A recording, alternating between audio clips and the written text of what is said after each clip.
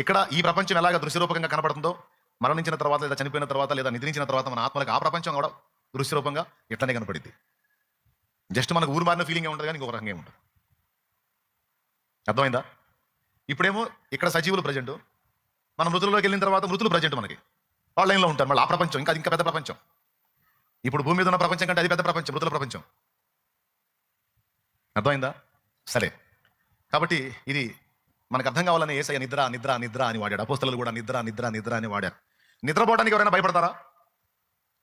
నిద్రని గురించి ఎవరైనా దిగులు పడతారా? నిద్రని గురించి ఎవరైనా ఆందోళన పడతారా? అందుకే అపోస్తలులు హతసాక్షులు అవడానికి కూడా వెనకాడలేదు. ఎందుకంటే అది వారి దృష్టిలో నిద్ర. వారు భయపడింది ఇంకొకరు నాశనం కాకూడదని కోరుకుంది దేనికంటే రెండవ మరణానికి, నిత్య మరణానికి, నిత్య శిక్షకు దారి తీసేటువంటి దానికి భయపడ్డారు. దాని విషయంలో వారు జాగ్రత్త పడ్డారు.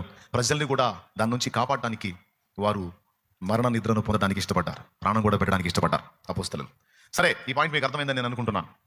కాబట్టి మనం కూడా కోల్పోయిన మన వారి విషయంలో మనకు ఉండాల్సిన నిరీక్షణ ఏంటంటే వారు నిద్రించి ఉన్నారు అనే, కానీ వాళ్ళని పూర్తిగా మనం లాస్ అయ్యాం, ఇంకెప్పటికీ వారిని మనం కలుసుకోలేం అనే భావన మనకు రావద్దు.